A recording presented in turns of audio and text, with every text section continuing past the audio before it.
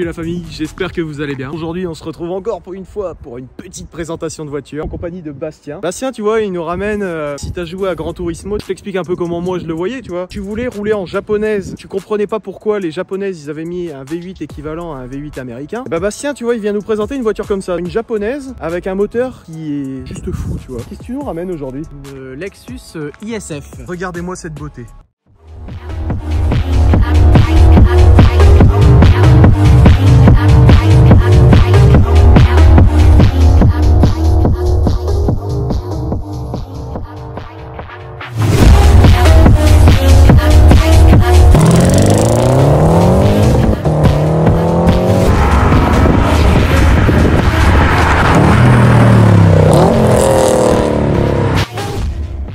Ceux qui ont joué à Gran Turismo, vous avez sûrement déjà conduit cette voiture. J'ai été le premier à la conduire parce que c'est une voiture qui m'intriguait de ouf. Parle-moi un peu de l'avant et parle-moi un peu de la voiture en général. Niveau modif que j'ai fait, sur l'avant, il y a la lame. La lame que tu as récupérée de où d'ailleurs? Un fournisseur République Dominicaine. Voilà, c'est ça. Okay. Il est basé là-bas, il fait des répliques, etc. À la différence d'autres lames, au lieu de remonter ici, elle redescend. Regarde-moi ça, les entrées d'air qui sont interminables, servent à refroidir les freins du coup. Tout à fait. Ensuite, niveau modif, il y a eu les anti-brouillard du modèle 2013-2014 qui sont à LED au lieu d'halogène. Il y a eu la grille de calandre en noir brillant au lieu de chrome et surtout c'est le modèle sans le radar, le régulateur adaptatif. Normalement tu es censé avoir un logo plein et là du coup tu as un logo du coup qui n'est pas plein, voilà.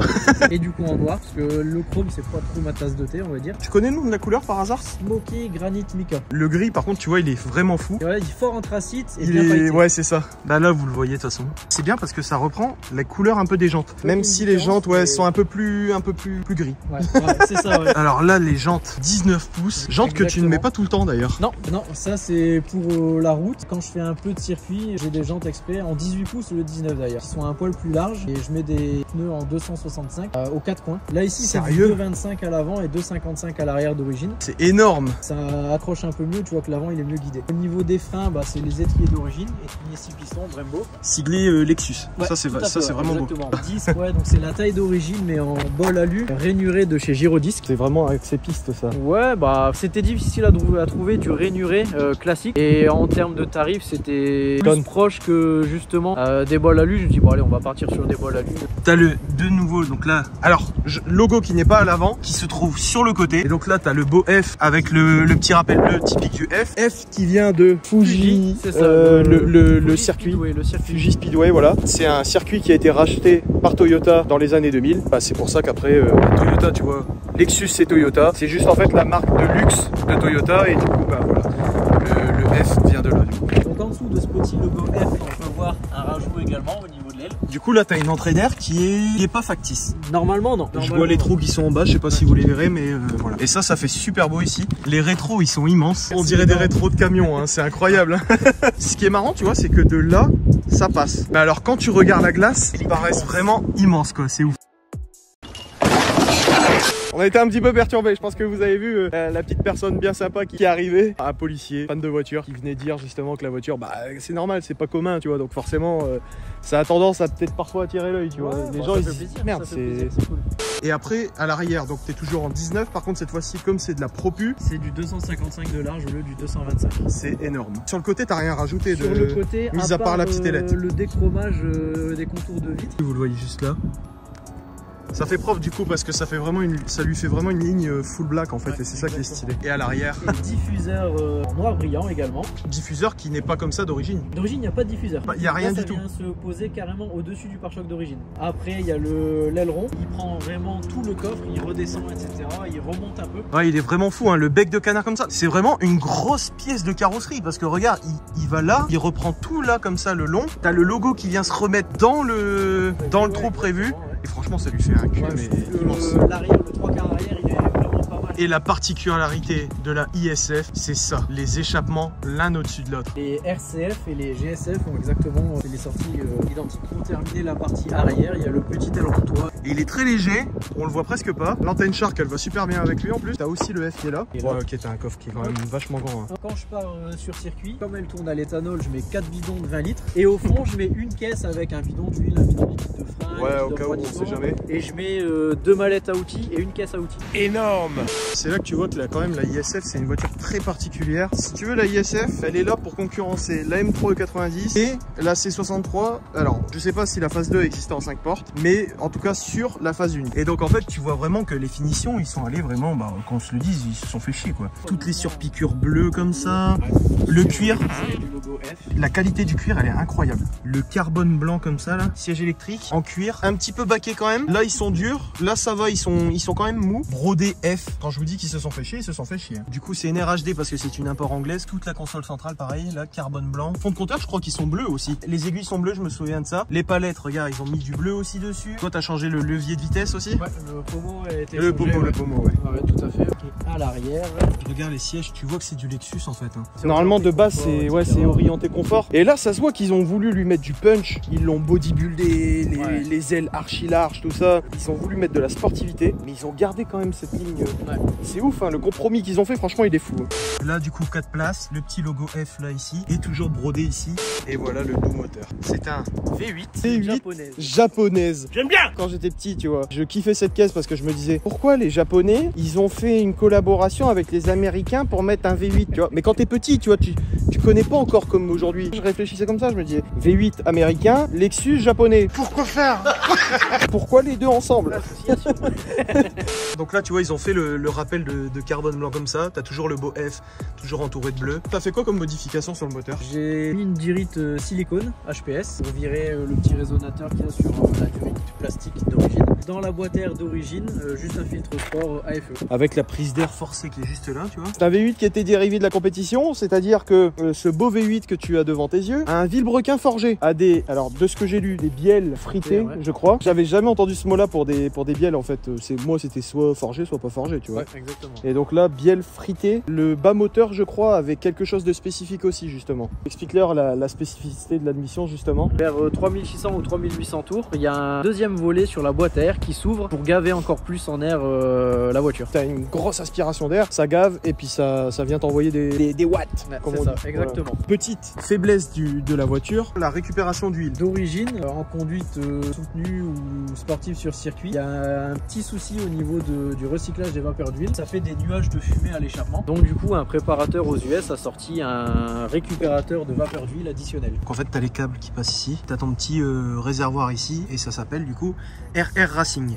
La boîte SPDS, boîte à 8 rapports. Déjà dans ces années-là, je trouve que 8 rapports, c'est ouf. C'est une boîte qui mettait, attention, 0,1 seconde à passer le rapport. Combien? C'était la boîte la plus rapide en automatique quand elle est sortie. Un convertisseur de couple. C'était phénoménal à l'époque. Je te laisse nous la mettre en route, on va voir ce que ça donne.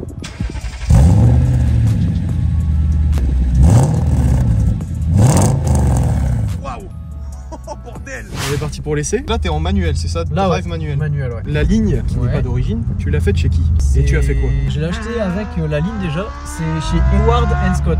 Eward & Scott. Ouais, il y a le silencieux de cette marque-là. Et après, moi, j'ai fait faire sur mesure juste les intermédiaires en inox. Et des petits silencieux, je les ai quand même laissés au cas où. Perf donnée, je crois qu'elle mettait un truc du genre 4 secondes et des patates, le 0 à 100. 0 à 100, 4 secondes 8, ouais. Et qu'elle montait jusqu'à 270. Bridée, ouais. Elle est bridée à 270. Et par contre, le 8e rapport est vraiment fait pour l'économie de carburant. Il sert à rien du tout. Oh, ça joue!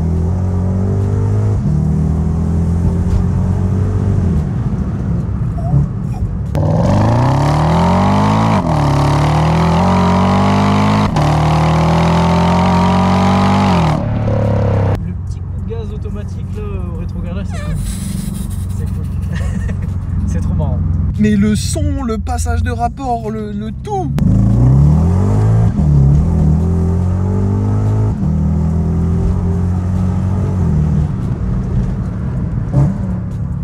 Oh putain, ma gueule dans le pare-brise comme d'hab.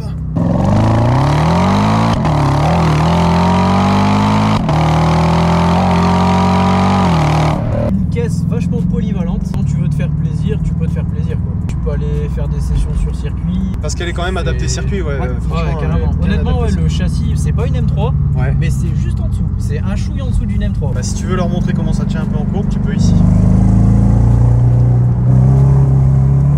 Oh, ça joue du couille quand même. Un petit peu. Oh là, putain, ouais, ça pousse. Oh, c'était quoi ça? Oh, oh, oh.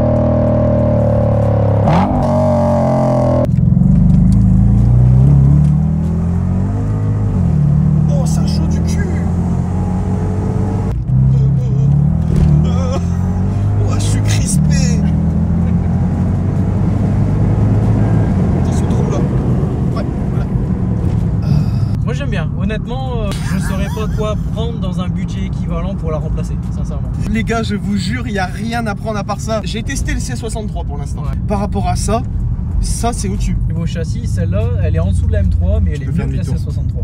S'il y a quelqu'un qui veut venir passer une M3 E90, je veux bien comparer. Je suis choqué de comment ça pousse.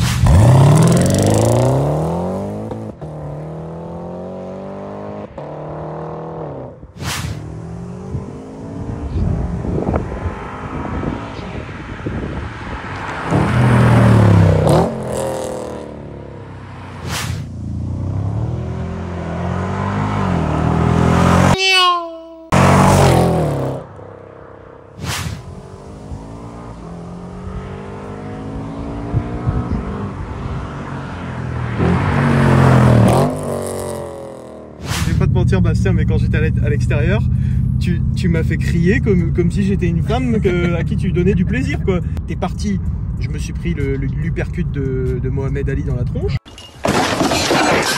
Pour une propulsion, je suis choqué qu'elle soit partie aussi vite. Ça motorise bien. Ouais, je suis vraiment choqué qu'elle soit partie aussi vite. Forcément. Ouais, bon là on a de la chance en plus. Ce week-end on a de la chance. Le passage de rapport, on dirait les passages de rapport de GT3 RS, c'est... Il n'y a pas de latence, rien du tout. Ils ont fait une boîte qui dégomme encore des boîtes d'aujourd'hui. C'est vraiment une bonne caisse, putain, ouais. Trop peu connue malheureusement. Trop peu connue, mais malgré ça sur le marché, elle est très bien cotée. Toi, ça fait combien de temps que tu l'as celle-là? Ouais, ça fait 4 ans et demi. Et à l'époque, tu l'as touché à combien? Je l'ai eu à 20 000 €, tout compris, carte grise comprise. En sachant que c'est une import anglaise. Donc tu la touches moins cher. Ouais. Je crois que je l'avais touché quasiment 17 000 €. Parce que là, elle a combien de kilomètres maintenant? Là, elle va avoir quasiment 180 000 km. Bon, du coup, les gars, on passe en ville. Je vous mets quelques passages de la GoPro comme d'habitude.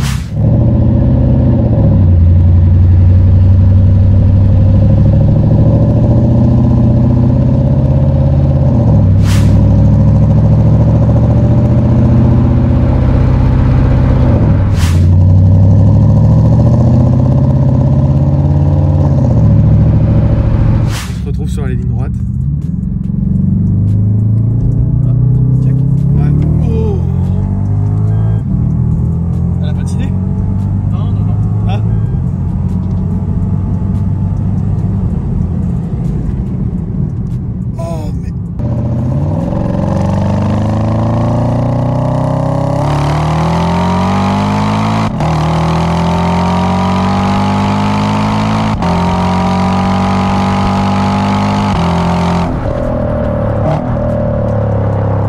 J'ai ma tête qui tourne. L'alcool, c'est pas cool. Je vais vous montrer de l'autre côté, parce que là, je suis du père. C'est horrible.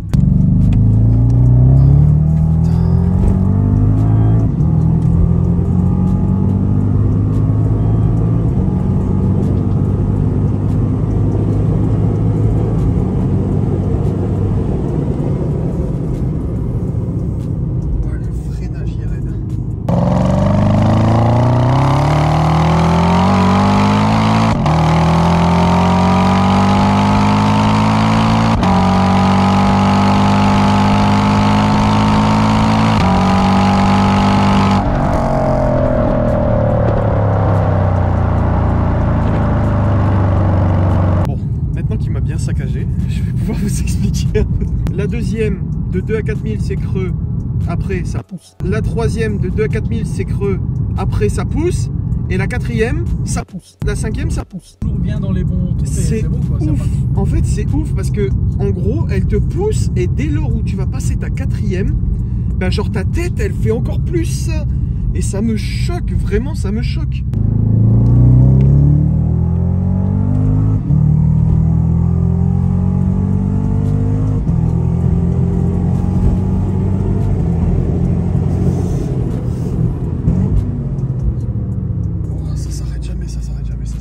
Et du coup, on parlait des rétros tout à l'heure, qui sont immenses. On voit bien, hein. On voit bien. Tu vois bien, mais en fait, t'as pas grand monde à regarder derrière. Oh là là, comment ça tient. Oh. Tu vois, ça tient bien. Putain, ouais. Ça tient bien. Oh là là. Oh, c'est pas possible. J'ai vu qu'il y avait une courbe, j'ai vu l'opportunité, je dis bon allez, c'est bon, on a saisi. Et le pire, c'est que j'ai demandé à quelqu'un qui fait du circuit avec ça de venir. C'est encore plus débile de ma part. Putain, j'arrête pas de bailler depuis tout à l'heure, je te jure, tu m'as fatigué. C'est un truc de dingue. Tu m'en as tellement mis que je suis vraiment, là je suis crevé, je peux aller me coucher. Bon la famille, j'espère que vous avez kiffé cette vidéo. Moi je vais pas te mentir, Bastien tu vois, il m'a bien tué tu vois. Je suis fatigué là, je vais rentrer, je vais prendre mon oreiller, mes nouvelles petites jantes, je vais mettre mon oreiller dedans, puis je vais dormir tu vois. Franchement si t'as kiffé cette vidéo, n'hésite pas à poser ton petit like, n'hésite pas à t'abonner, à cliquer sur la petite cloche des notifications pour être informé pour chaque vidéo tu vois. Moi comme d'habitude tu connais, je vais mettre le Insta de Bastien, comme ça tu pourras aller retrouver justement toutes les photos que tu mets dessus. Tu suis le projet au moins, tu vois, c'est ça qui est cool. Avec un rupteur qui fait penser à un anti-lag sur un atmosphérique. Lexus, je vous aime. Moi, tu le sais, si tu veux venir présenter ta voiture, je te mets mon petit mail de contact, mais viens pas dessus, c'est has-been. Hein. Viens plutôt sur mon Snap, sur mon Insta. Et puis du coup, tu connais, on se retrouve pour une prochaine vidéo. Allez, bisous. Allez, salut.